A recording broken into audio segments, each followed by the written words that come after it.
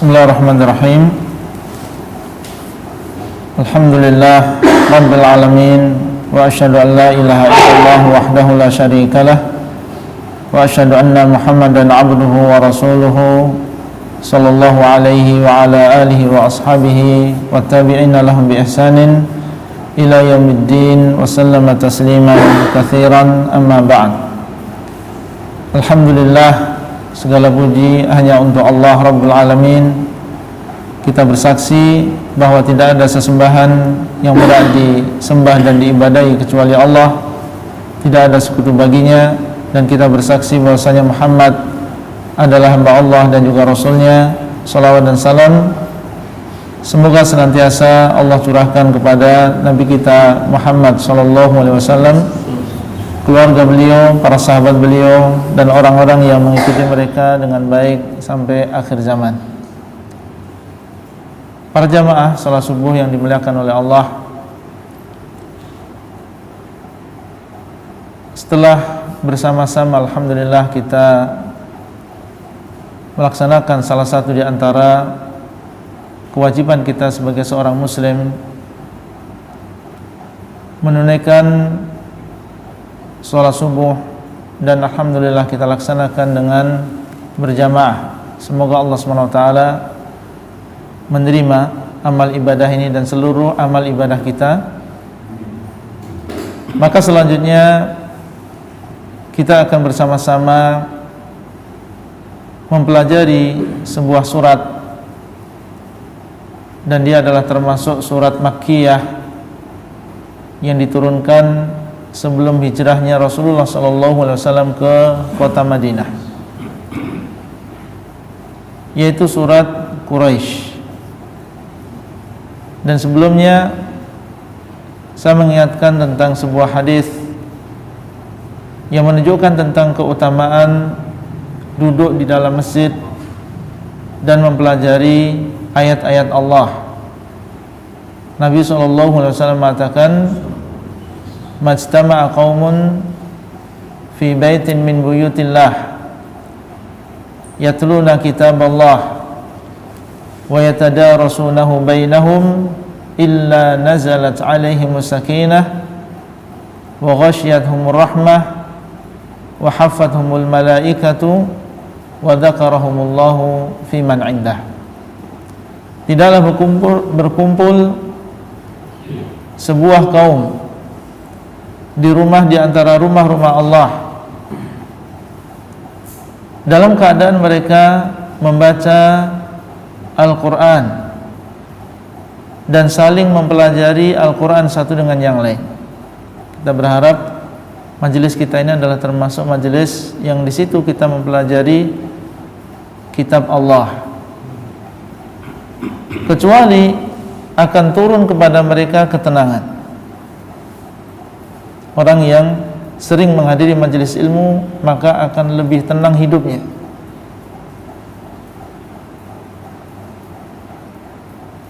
Wa ghashiyatuhumur rahmah, dan akan diliputi oleh kasih sayang, yaitu kasih sayang Allah. Wa haffathumul malaikatu, dan malaikat akan menaungi mereka. Meskipun kita tidak melihat, tapi kita sebagai seorang yang beriman membenarkan dan beriman dengan ucapan Rasulullah SAW. Majelis tersebut dinaungi oleh para malaikat Allah. Dan keutamaan yang terakhir, wa dzakarahumullahu fi man 'indah, Allah SWT akan menyebut-nyebut orang-orang yang hadir di majelis tersebut di depan malaikat yang ada di sisinya. Nama kita disebut oleh Allahu Rabbul Alamin. Dan siapa kita? Di mata manusia mungkin kita adalah orang yang tidak memiliki kedudukan di antara mereka, tidak punya nama. Tapi sebuah kehormatan yang luar biasa ketika Allah SWT menyebut nama kita tersebut di depan para malaikat, dan tidak ada perkumpulan di atas sana yang lebih mulia daripada perkumpulan para malaikat Allah Azza wa Jalla. Tentunya Bapak Ibu sekalian, jamaah salat subuh ini adalah keutamaan yang sangat besar yang Allah SWT sediakan bagi orang-orang yang mau melakukan amalan ini. Meskipun insya Allah tidak lama kita membahas dan mempelajari surat Quraisy ini dan hanya 4 ayat, semoga yang sedikit ini berbarakah dan juga memberikan manfaat. Dan sebelum kita membahas satu persatu maknanya, kalau memungkinkan ada satu orang yang membaca surat Quraisy dari awal sampai akhir. Fauzan, fadhal. A'udzu billahi minasy syaithanir rajim. Bismillahirrahmanirrahim. Ilafi Quraisy ilafihim rihlatasy syitaa'i was-shayf فليعبدوا رب هذا البيت الذي أطعمهم من جوع وآمنهم من خوف. Nah, barakallahu fiik. Surat Quraisy ini dinamakan dengan surat Quraisy karena ada penyebutan Quraisy di dalam surat ini. Disebutkan di dalam ayat yang pertama. Sebagaimana kita tahu bahwasanya terkadang penamaan surat berasal dari sebuah kata yang disebutkan di ayat yang pertama. Contoh misalnya surat Quraisy, li'ilafi Quraisy, atau surat Fil karena ayat yang pertama alam tara kaifa fa'ala rabbuka bi ashabil fil. Al-Ghasyiyah karena di dalam ayat yang pertama hal ataka hadithul ghasyiyah. Dan terkadang tidak harus di ayat yang pertama tapi di ayat-ayat yang lain. Al-Baqarah misalnya tidak disebutkan penyebutan kata Al-Baqarah di ayat yang pertama. Alu Imran juga demikian. Dan surat ini terdiri dari 4 ayat.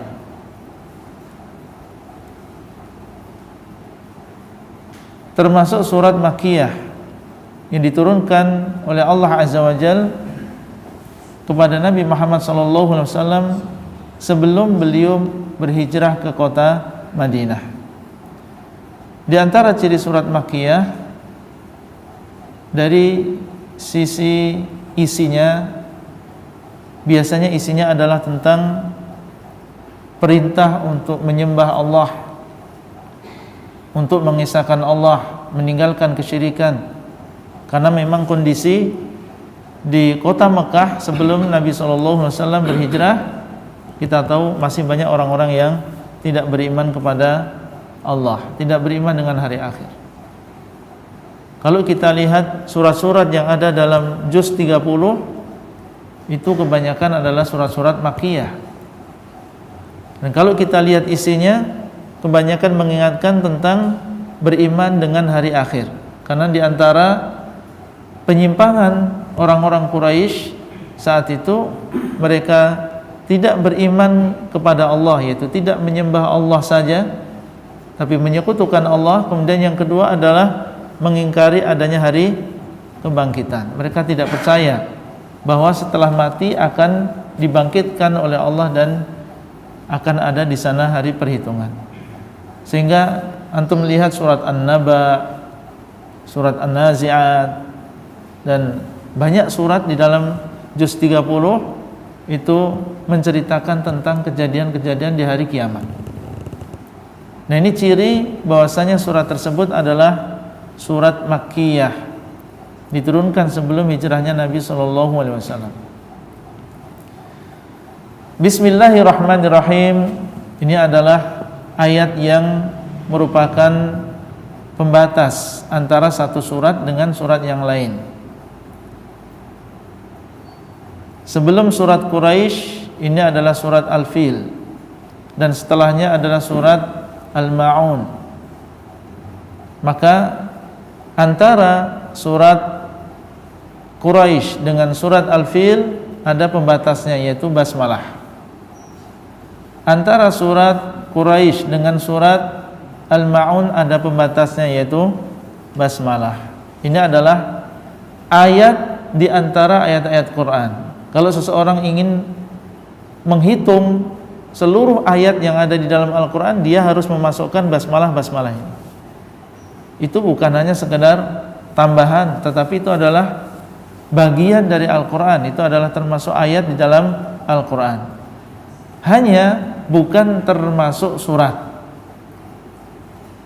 bukan termasuk surat Quraisy. Makanya ayat yang pertama dari surat Quraisy, li'ila fi Quraisy, bukan ayat yang pertama Bismillahirrahmanirrahim. Dia adalah termasuk ayat di dalam Al-Quran, hanya saja dia bukan bagian dari surat tersebut, kecuali apa yang Allah SWT sebutkan dalam surat An-Naml, innahu min Sulaiman wa innahu Bismillahirrahmanirrahim. Maka ini termasuk ayat di dalam Al-Quran. Dengan menyebut nama Allah yang maha pengasih lagi maha penyayang. Kemudian Allah mengatakan li'ila fi Quraisy, karena kebiasaan yang dimiliki oleh orang-orang Quraisy.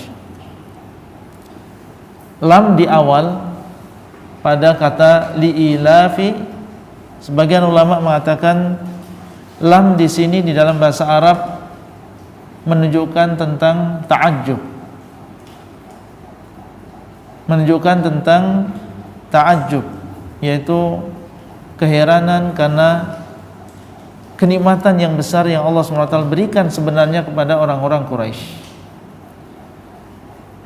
Karena kebiasaan orang-orang Quraisy, orang-orang Quraisy mereka adalah qabilah yang terpilih, qabilah yang paling afdal di antara qabilah-qabilah Arab adalah orang-orang Quraisy. Allah SWT memberikan keutamaan dan kelebihan kepada mereka dengan keutamaan ini. Dan mereka adalah keturunan Nabi Ismail bin Ibrahim. Kita tahu bahwasanya Nabi Ibrahim alaihissalam diperintahkan oleh Allah untuk meletakkan Ismail dan juga ibunya di saat itu adalah kota Mekah adalah lembah yang tidak ada di sana tumbuhan, tidak ada di sana air.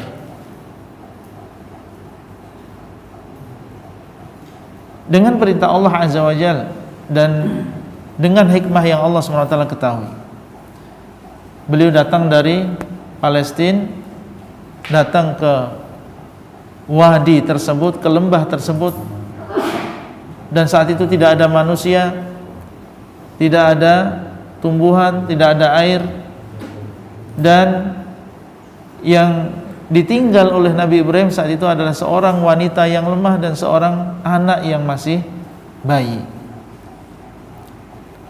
Setelah meletakkan keduanya di sana, maka Ibrahim alaihissalam beliau berjalan untuk meninggalkan tempat tersebut, sampai istrinya mengatakan, wahai Ibrahim, yang kurang lebih maknanya adalah apakah engkau meninggalkan kami dalam keadaan seperti ini? Dan beliau bertanya kepada Nabi Ibrahim yang saat itu tidak menoleh sama sekali, meninggalkan anak dan juga istrinya, berkata kepada Ibrahim, Allahu amaraka bihada, apakah Allah yang menyuruhmu untuk melakukan ini? Engkau tinggalkan kami dalam keadaan sendirian di sini, tidak ada air, tidak ada makanan, dan kami adalah kaum yang lemah, istrimu dan juga anakmu yang masih bayi. Maka Nabi Ibrahim alaihissalam menundukkan kepalanya, menganggukkan kepalanya, menunjukkan bahwasanya beliau melakukan ini semuanya adalah wahyu dan juga perintah dari Allah Azza wa Jalla. Wanita yang salihah ini ketika melihat suaminya demikian dan dia tahu ini adalah Nabiullah melakukan sesuatu berdasarkan wahyu, maka wanita yang salihah ini mengatakan, idzan lan yudayyi'ana Allahu azza wa jalla. Kalau demikian, maka Allah tidak akan menyia-nyiakan kami. Kalau memang ini adalah perintah dari Allah, meskipun kami berada di tempat yang seperti ini, Allah tidak akan menyia-nyiakan kami. Pasti Allah SWT akan memberikan pertolongan kepada kami. Maka dengan penuh tawakal kepada Allah, Ibrahim meninggalkan anak dan juga istrinya, dan istrinya pun ditinggalkan dalam keadaan dia tenang dan yakin akan pertolongan Allah. Ini adalah hasil didikan seorang Nabiullah, yaitu Ibrahim alaihissalam, terhadap istrinya. Bagaimana dia bisa mendidik istrinya sehingga istrinya tersebut memiliki ketawakalan yang sangat kuat. Sampai akhirnya datanglah waktu di mana Ismail alaihissalam kehausan dan ibunya berusaha untuk mencarikan air, berlari dan naik ke Bukit Sofa mencari air. Mungkin dari sana dia melihat ada rombongan yang lewat, ternyata tidak ada. Akhirnya dia turun ke Bukit Marwah, mungkin dari Bukit Marwah akan terlihat, ternyata di sana pun tidak ada. Kembali ke Bukit Sofa, mungkin setelah kembali ke Sofa lewat rombongan pedagang, terus sampai 7 kali. Ya, dan akhirnya Allah SWT menjadikan ini sebagai salah satu di antara amalan orang yang melakukan umroh dan haji yang dinamakan dengan sa'i, yaitu 7 kali dari Sofa ke Marwah, Marwah ke Sofa, dan terakhir adalah di Marwah. Ini dahulu dilakukan oleh ibunya Ismail alaihissalam. Dan ini adalah bentuk bagaimana Allah SWT memuliakan wanita tadi, ketawakalan dia yang kuat, keyakinan dia yang luar biasa, sampai Allah SWT menjadikan apa yang dia lakukan ini sebagai ibadah yang dilakukan oleh kaum muslimin setelahnya. Singkat cerita, Nabi Ismail tumbuh dan berkembang di sana, kemudian memiliki anak keturunan. Di antara anak keturunan beliau adalah An-Nadhr ibnu Kinanah. An-Nadhr ibnu Kinanah. Dan orang-orang Quraisy ini adalah termasuk keturunan An-Nadhr ibnu Kinanah. Di dalam sebuah hadis Nabi SAW mengatakan, Innallaha astafa Kinanatan min waladi Ismail. Sesungguhnya Allah SWT memilih Kinanah dari anak-anaknya Ismail. Anak-anak Ismail banyak. Allah SWT memilih Kinanah dari anak-anak beliau secara keseluruhan. Wastafa Quraisyan min Kinanah. Dan Allah SWT memilih orang-orang Quraisy dari sekian banyak keturunan Kinanah. Jadi Kinanah ini adalah yang terbaik di antaranya di antara keturunan Nabi Ismail. Di antara keturunan Kinanah yang paling afdal, yang paling baik adalah orang-orang Quraisy. Wastafa Bani Hashim min Quraisy. Dan Allah SWT memilih Bani Hashim dari orang-orang Quraisy. Orang-orang Quraisy ada yang keturunan Bani Hashim, ada yang keturunan selainnya. Umar bin Khattab termasuk Quraisy, tapi dia bukan termasuk Bani Hashim. Abu Bakar As-Siddiq termasuk orang Quraisy, tapi bukan termasuk Bani Hashim. Utsman bin Affan juga demikian. Allah SWT memilih Bani Hashim dari sekian banyak orang-orang Quraisy.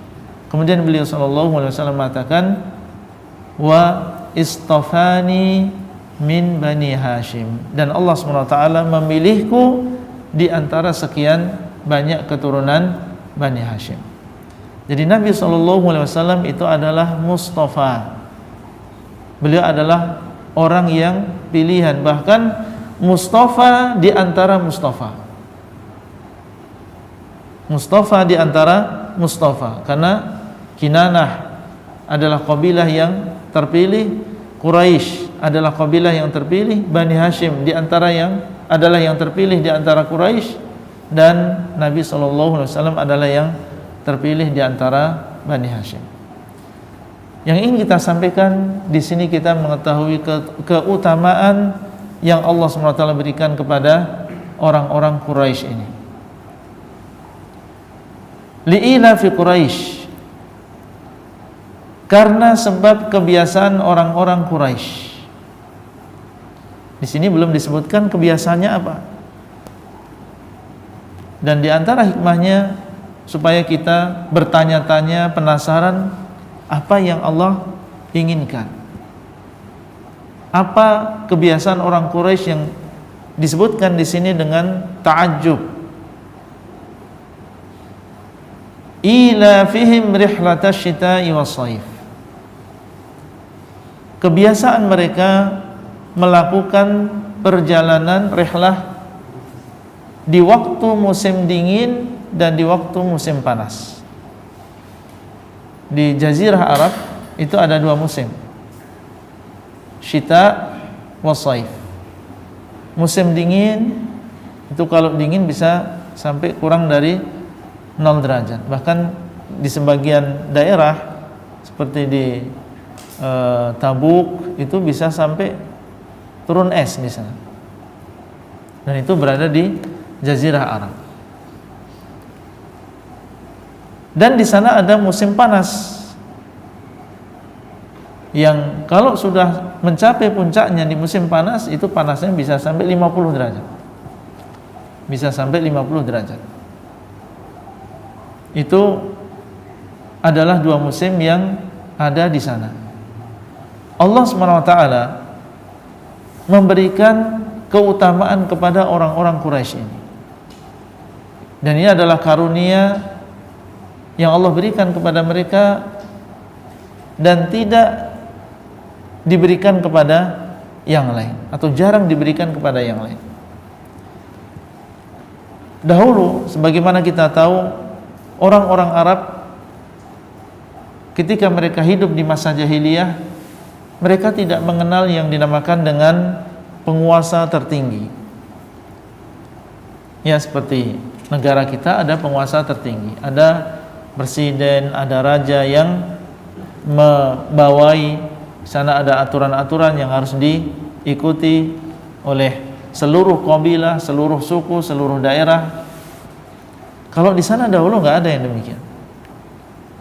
Masing-masing kabilah berdiri sendiri-sendiri. Tentunya masing-masing kabilah adalah yang dituakan, tapi nggak ada di sana kekuasaan tertinggi atau penguasa tertinggi yang membawai kabilah-kabilah tersebut, yang mengatur kalau misalnya ada persengketaan antar kabilah,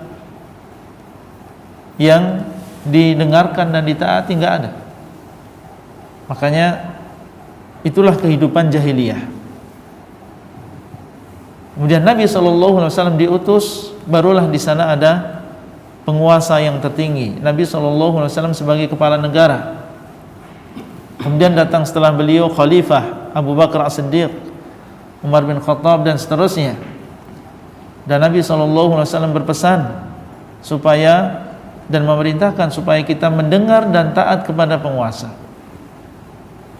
Dan beliau mengingatkan bahwasanya orang yang tidak mendengar kepada penguasanya dan juga pemimpinnya, bahkan dia tidak menganggap sah kepemimpinan tersebut, kemudian dia keluar dari ketaatan kepada pemimpin dan juga penguasa, kalau dia meninggal dunia, Nabi mengatakan mata mitatan jahiliyah. Dia meninggal seperti meninggalnya orang di zaman jahiliyah.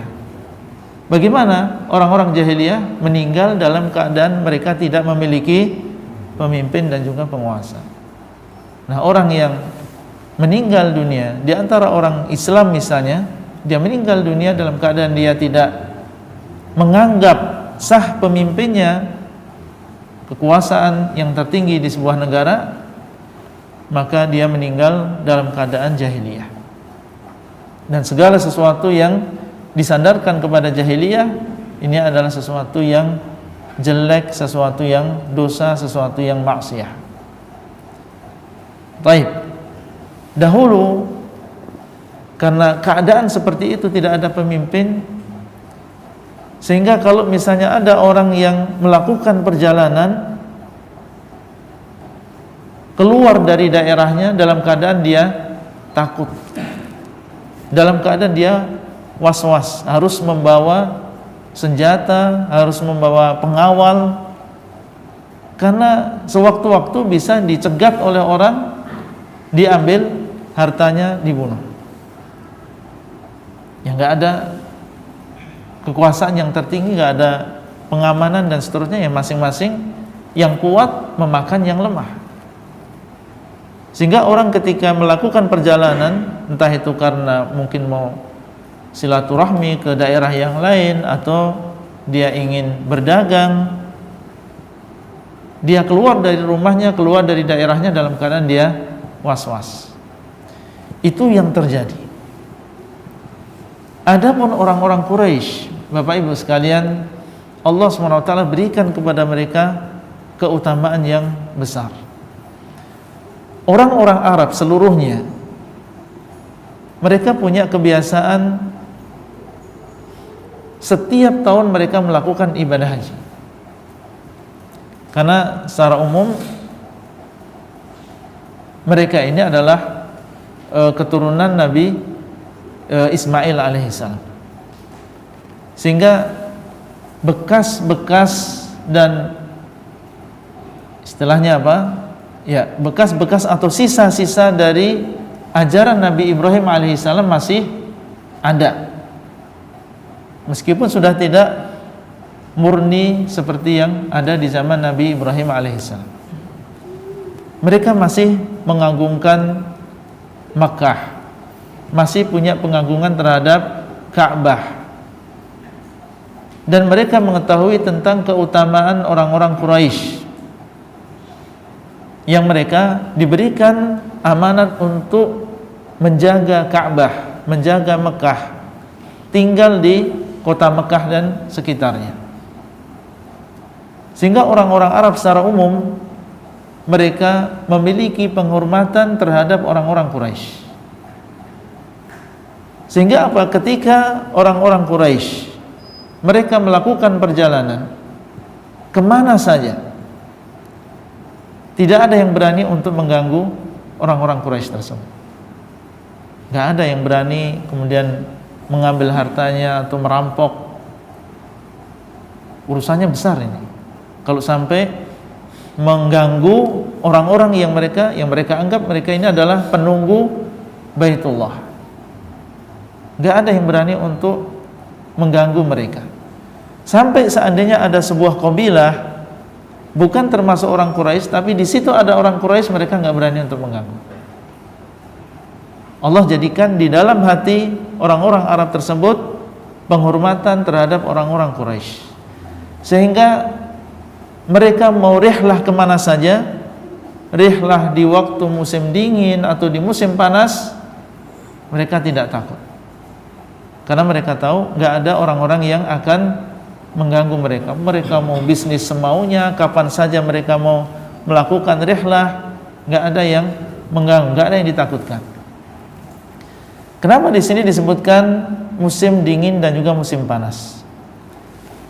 Orang-orang Quraisy yang mereka tinggal di Mekah, posisinya ini subhanallah berada di tengah antara Syam dengan Yaman. di tengah antara Syam dengan Yaman. Syam, Palestina dan sekitarnya ini berada di utara Mekah. Adapun Yaman ini berada di sebelah selatan. Kalau pas musim dingin, maka orang-orang Quraisy, ya dingin yang luar biasa tadi ya, mereka mencari tempat yang hangat. Ketika musim dingin, tempat yang hangat adalah di Yaman. Pas musim dingin kita ke Yaman, itu di sana udaranya sejuk. Akhirnya mereka pun, orang-orang Quraisy, karena mereka jiwanya pedagang, pertanian, perkebunan nggak ada di Mekah, karena tadi sudah kita sebutkan sebuah tempat yang tidak ada air, tidak tumbuh di sana tumbuhan. Yang mereka lakukan adalah apa? Berdagang. Ketika musim dingin mereka pergi ke Yaman, membawa dagangan dari kota Mekah ke sana, kemudian membeli barang dagangan dari Yaman dan sekitarnya. Pulang ke Mekah sudah penuh dengan barang dagangan, tinggal nanti nunggu musim haji, musim umrah. Orang pada datang dari berbagai tempat dan mereka akan membeli barang-barang yang dijual oleh orang-orang Quraisy tadi. Jadi mendapatkan beberapa faedah sekaligus. Faedah yang pertama, menghindarkan diri mereka dari dingin yang sangat. Kemudian yang kedua, pergi ke sana untuk berdagang dan pulakannya, membeli dan juga menjual di sana. Baik, ketika musim panas dan panasnya luar biasa, maka Syam ini adalah pilihan yang tepat.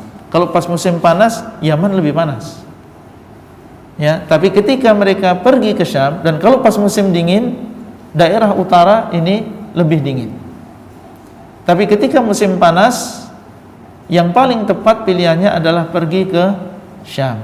Nanti di sana akan dia temukan udara yang sejuk ketika Mekah dalam keadaan panas yang luar biasa. Nah, mereka sama ke Yaman tadi, ke sana berdagang, menghindari panas yang berlebihan. Kemudian pulang ke Mekah dalam keadaan mereka membawa barang dagangan tersebut. Maka ini adalah kebiasaan mereka, dan ini adalah kenikmatan dan karunia yang besar yang Allah berikan kepada orang-orang Quraisy. Tidak diberikan kepada yang lain di antara orang-orang Arab. Secara ekonomi mereka dimudahkan oleh Allah, kemudian juga diberikan keamanan oleh Allah sehingga tidak ada orang-orang atau kabilah-kabilah Arab yang berani untuk mengganggu mereka. Sehingga tidak heran Allah SWT memulai surat ini dengan li'ila fi Quraisy, karena kebiasaan orang-orang Quraisy, karena memang ini adalah sesuatu yang seharusnya menuntut dari mereka dan mengharuskan dari mereka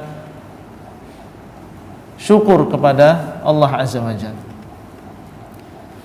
Kemudian setelahnya Allah SWT setelah mengingatkan orang-orang Quraisy, karena banyak di antara mereka yang belum beriman kepada Nabi Muhammad SAW, diingatkan tentang nikmat yang satu ini. Kalian punya kenikmatan, aman, bisa melakukan perjalanan di waktu musim panas dan juga di waktu musim dingin. Dari siapa ini? Dari Allah. Dan telah datang kepada kalian seorang nabi, utusan dari Allah Azza wa Jalla. Dan yang memberikan nikmat kepada kalian adalah Allah. Maka Allah mengatakan setelahnya, "Falyabudu rabb hadzal bait." Maka hendaklah mereka, yaitu siapa? Orang-orang Quraisy. Maka hendaklah mereka menyembah Rabb rumah ini. Dan yang dimaksud rumah ini adalah Baitullah, yaitu Ka'bah. Ini adalah rumah Allah. Dan penyandaran rumah kepada Allah di sini adalah merupakan penyandaran yang maknanya adalah pemuliaan. Baitullah maksudnya adalah di situ ada makna pemuliaan rumah tersebut karena disandarkan kepada Allah. Termasuk diantaranya adalah naqatallah, untanya Allah. Semua unta milik Allah. Ya, dan semua yang ada di langit dan bumi ini adalah milik Allah. Tapi ketika disandarkan, maka di situ ada makna tersendiri, yaitu pemuliaan. Baitullah, ya semua rumah termasuk rumah-rumah kita adalah Allah SWT yang memiliki. Tapi itu disandarkan kepada Allah untuk memuliakan. Seluruh unta ya untanya Allah. Tapi ketika disandarkan untanya Nabi Hud, Nabi siapa? Nabi Saleh kepada Allah Azza wa Jalla, yaitu naqatallah, maka ini adalah termasuk pemuliaan. Baik. Falyabudu rabb hadzal bait.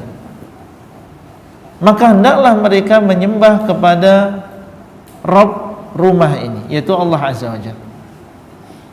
Setelah Allah SWT mengingatkan mereka tentang kenikmatan tadi, maka harusnya orang-orang Quraisy menerima ajakan dari Nabi SAW yang beliau mendakwahkan dan mengajak mereka untuk mengisahkan Allah.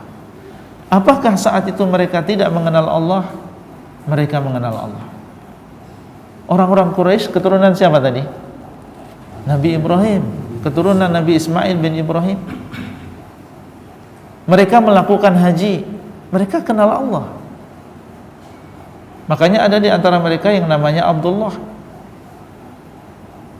Mereka melakukan tawaf di Baitullah.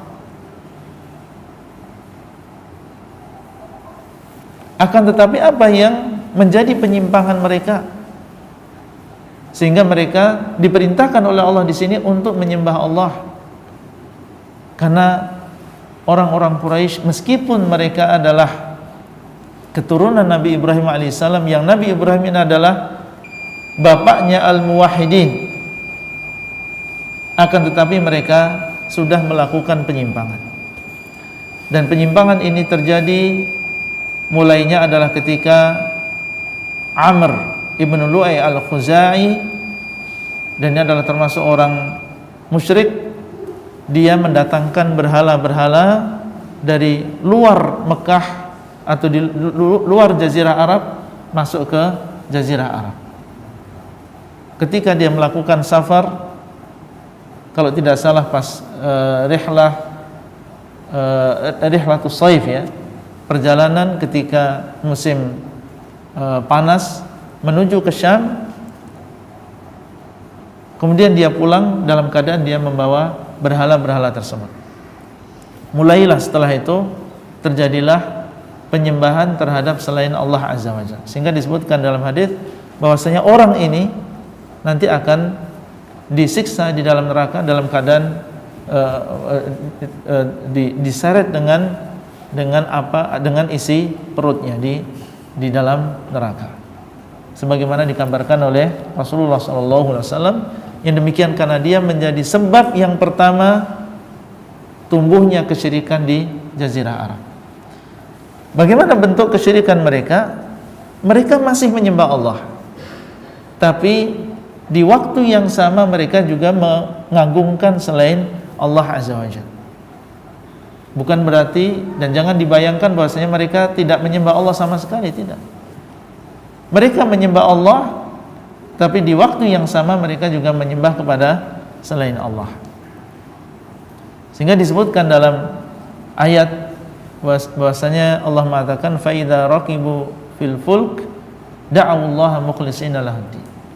Apabila mereka naik kapal, maka mereka berdoa kepada Allah dalam keadaan mereka mengikhlaskan agamanya hanya untuk Allah. Ketika mereka naik kapal dalam keadaan sangat membutuhkan pertolongan Allah, tidak ada siapa-siapa, kapal kecil di tengah ombak yang besar, teriak juga siapa yang akan mendengarkan? Mereka mengikhlaskan doanya hanya kepada Allah Azza wa Jalla. Mereka melakukan haji, hajinya untuk Allah. Mereka melakukan tawaf di Baitullah, dan disebutkan bahwasanya Umar bin Khattab radhiyallahu taala anhu dahulu pernah bernadar ketika masa jahiliyah, bernadar untuk melakukan i'tikaf di Masjidil Haram.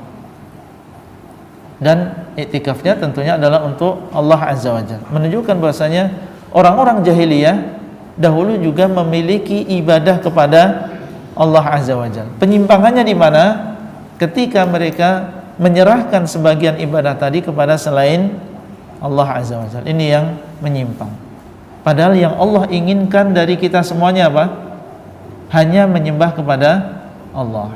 Wa ma khalaqatul jinna wal insa illa liya'budun. Tidaklah aku ciptakan jin dan manusia kecuali hanya beribadah kepada aku saja. Penyimpangan mereka ketika mereka mulai menyembah kepada selain Allah Azza wa Jalla, menyembah Allah dan juga menyembah kepada selain Allah. Maka Allah di sini menyuruh mereka untuk beribadah kepada Allah saja. Dan inilah yang diajak oleh Nabi SAW. Beliau mengatakan kepada mereka, ya ayuhan nas, qulu la ilaha illallah tuflihu. Wahai manusia, katakanlah la ilaha illallah, niscaya kalian akan beruntung. Beliau berbicara dengan ucapan ini kepada orang-orang Quraisy dan setiap orang-orang yang datang untuk melakukan ibadah haji. Wahai manusia, ucapkanlah la ilaha illallah. Kalian paham tentang makna la ilaha illallah ini, kalian adalah orang Arab. Apa makna la ilaha illallah? Tidak ada sesembahan yang berhak disembah kecuali Allah. Itu mereka semuanya paham. Tidak ada sesembahan yang berhak disembah dan diibadahi kecuali Allah. Sementara mereka menyembah Lata, menyembah Uzza, menyembah Manah, dan mereka juga menyembah Allah. Nabi Muhammad SAW diutus kemudian mendakwahi mereka dan mengatakan la ilaha illallah. Tidak ada sesembahan yang berhak disembah oleh kalian kecuali Allah. Mereka paham bahwasanya kalimat la ilaha illallah ini, kalau ana mengucapkannya, konsekuensinya ana harus meninggalkan seluruh sesembahan tadi kecuali Allahu Rabbul Alamin. Itu mereka sangat paham sekali. Dan orang-orang Arab bukan orang-orang yang maksudnya tidak enak. Wah, ini kan yang mengajak adalah Muhammad, termasuk orang Quraisy. Ana nggak enak kalau saya menolak dakwahnya, maka saya pura-pura mengucapkan la ilaha illallah. Tidak. Mereka terang-terangan, kalau mereka mau, ya mereka masuk Islam mengucapkan la ilaha illallah. Kalau mereka tidak mau, ya terus terang mereka tidak mau mengatakan la ilaha illallah, karena mereka paham maknanya. Innahum kanu idza qila lahum la ilaha illallah yastakbirun. Sesungguhnya mereka ini ketika diajak untuk mengucapkan la ilaha illallah, mereka sombong, enggak mau mengatakan karena mereka tahu konsekuensinya.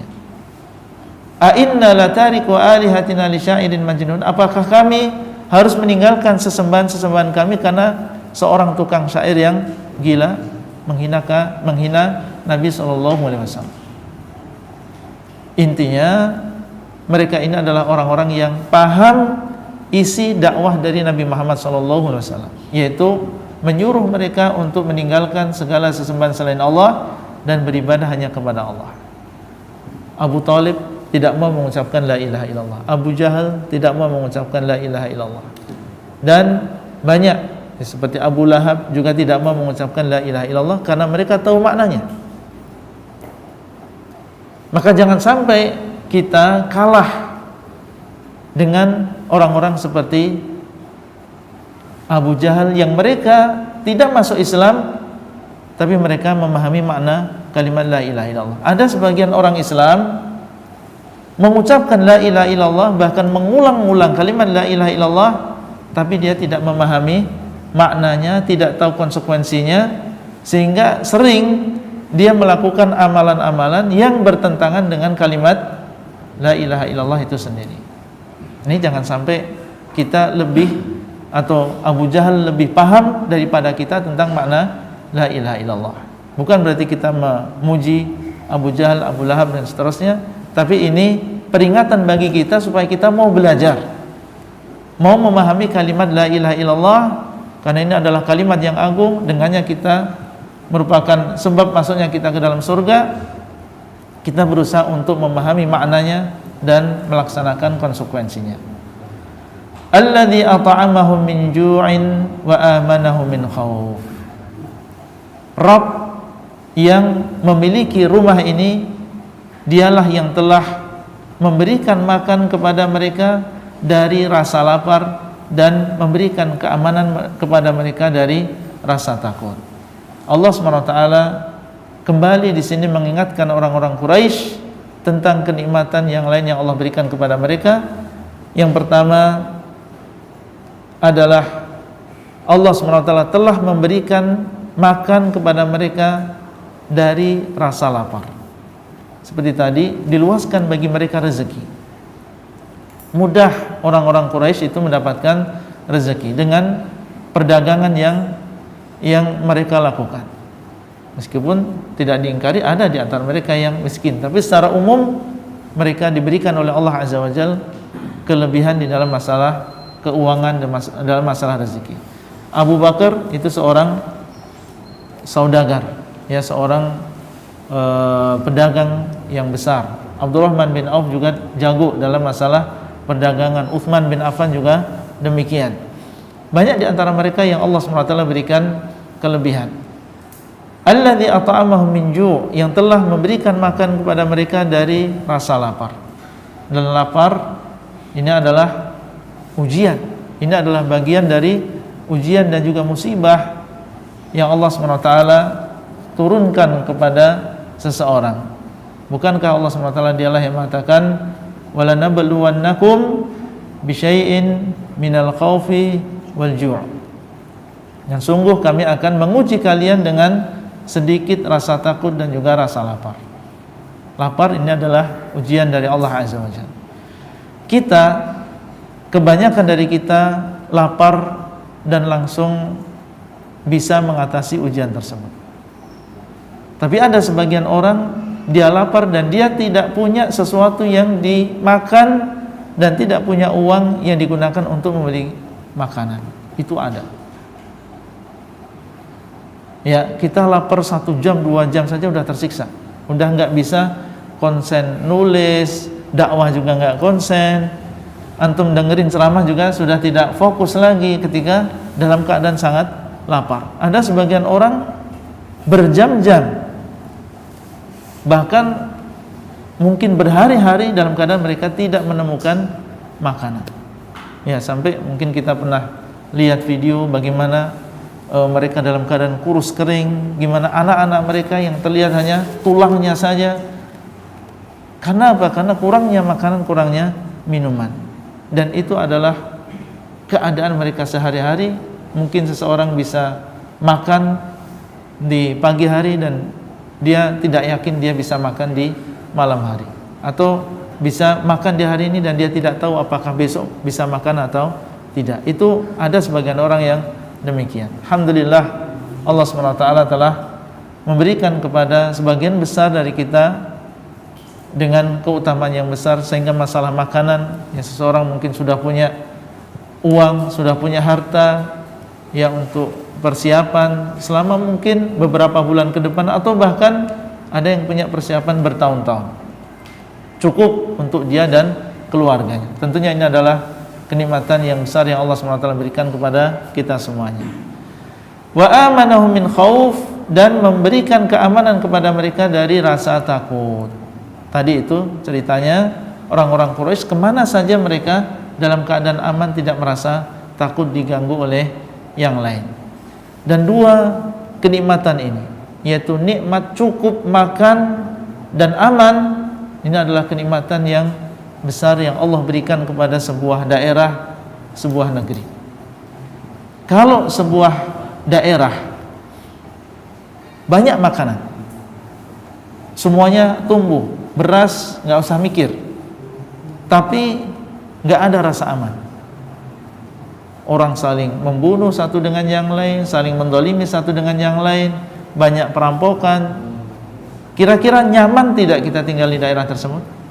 Tidak. Meskipun kita punya uang, kita punya makanan yang banyak, tapi kalau tidak ada rasa aman, mungkin seseorang lebih memilih pindah ke daerah yang lain dengan makanan yang pas-pasan tapi aman. Sebaliknya, kalau sebuah negeri aman, nggak ada orang yang merampok, tidak ada yang membegal, tidak ada yang saling memerangi, saling membunuh satu dengan yang lain, tapi nggak ada makanan, nggak ada air, gimana rasanya? Tidak nyaman juga. Ketika terkumpul dua kenikmatan ini, maka itu adalah kenikmatan yang besar bagi sebuah negeri, sebuah daerah.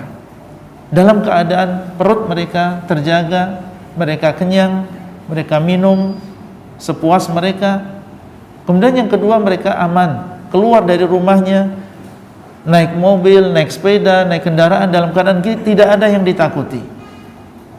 Maka sadarilah bahwasanya ini adalah kenikmatan yang besar yang Allah berikan kepada diri kita dan juga orang-orang yang bersama kita di daerah ini. Harusnya yang demikian menuntut kita untuk bersyukur.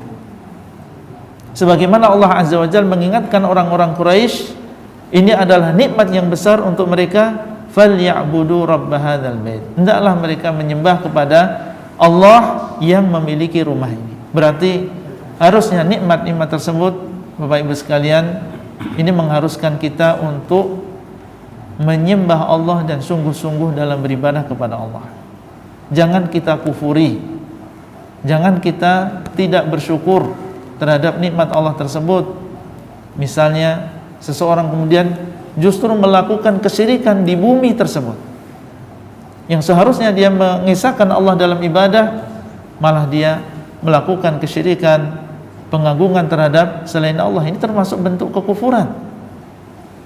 Khawatir nanti akan terjadi sesuatu, terjadi bencana, karena kita tidak bersyukur atas nikmat aman dan nikmat rezeki yang luas ini. Ini adalah penjelasan secara singkat dari surat Quraisy, dan semoga apa yang kita sampaikan ini bermanfaat.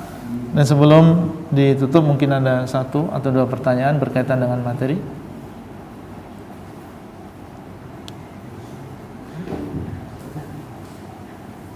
Ya. Ada?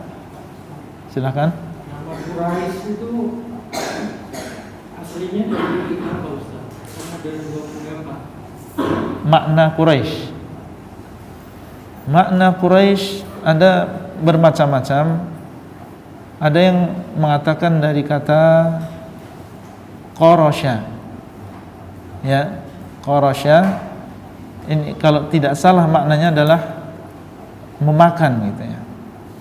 Bentar saya carikan.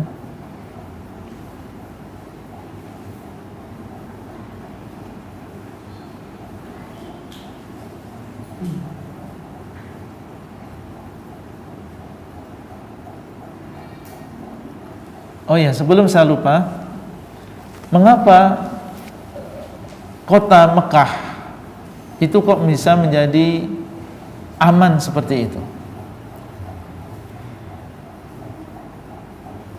Karena para ulama menyebutkan bahwasanya amannya kota Mekah dan bagaimana orang-orang Quraisy mereka merasakan nikmat aman ini, sebabnya adalah diantaranya adalah doanya Nabi Ibrahim alaihissalam. Allah SWT mengatakan wa idh qala Ibrahimu Rabbi ja'al hadza baladan amina. Ya Allah, ya Rabbku, jadikanlah negeri ini negeri yang aman. Rabbi ja'al hadza baladan amina warzuq ahlahu minats tsamarat. Dan berikanlah rezeki kepada penduduknya dari hasil-hasil bumi. Memang tidak tumbuh di sana tumbuh-tumbuhan, tapi kalau antum ke sana apa aja ada di sana. Ya, buah-buahan dari penjuru dunia semuanya ada di sana. Kurma dengan berbagai jenisnya ada di sana. Maka ini adalah bentuk pengabulan Allah Azza wa Jalla terhadap Nabi Ibrahim. Dan ini menunjukkan tentang pentingnya kita sebagai orang tua mendoakan kebaikan untuk anak keturunan kita. Nabi Ibrahim alaihissalam sejak jauh dia berdoa untuk kebaikan anak-anaknya dan keturunannya, dan sampai sekarang Ya, yang demikian masih dirasakan. Bahkan diutusnya Nabi Muhammad SAW itu juga dengan sebab doanya Nabi Ibrahim. Ya, karena dalam Al-Quran Allah menyebutkan ketika Ibrahim mengatakan ib'ats fihim rasulan minhum, ya Allah, utuslah kepada mereka seorang rasul dari kalangan mereka, yaitu dari kalangan anak-anaknya Nabi Ibrahim. Sehingga Nabi Muhammad SAW pernah mengatakan, ana da'watu abi Ibrahim, aku ini adalah hasil doanya bapakku Ibrahim. Diutusnya aku sebabnya adalah karena doanya Nabi Ibrahim alaihissalam. Ini juga menguatkan kita bahwa seorang orang tua ini penting sekali dia mendoakan dan banyak mendoakan kebaikan untuk anak-anaknya. Tentunya selain kebaikan dunia juga kebaikan akhirat dan juga kebaikan agamanya. Ya, Nabi Ibrahim alaihissalam di sini meminta doa keamanan dan minta supaya keturunannya diberikan rezeki, aman dan diberikan rezeki. Dan beliau juga meminta supaya diutus kepada mereka seorang nabi. Dan nabi tentunya tujuannya adalah supaya baik agama mereka, baik keadaan akhirat mereka. Jadi kita meminta kebaikan untuk keturunan kita, baik masalah kebaikan dunia maupun kebaikan akhirat. Tentang makna Quraisy, ada yang mengatakan berasal dari kata qarsh, dan qarsh dan juga taqarrush maknanya adalah takassub atau al-jama', yaitu mengumpulkan dan berusaha. Itu makna qarsh. Orang Arab mengatakan fulanun yaqrishu li'ayalihi, orang tersebut yaqrishu li'ayalihi, maksudnya adalah berusaha bekerja untuk keluarganya. Ya, kenapa dinamakan demikian seperti tadi? Karena mereka dahulu adalah orang-orang yang suka apa tadi? Berdagang, berbisnis. Ya. Nah, baik, mungkin ada pertanyaan lain? Cukup insyaallah. Barakallahu fikum. Kita lanjutkan pada kesempatan yang akan datang. Sallallahu ala nabiyina Muhammadin wa ala alihi wa sahbihi ajma'in. Wassalamualaikum warahmatullahi wabarakatuh.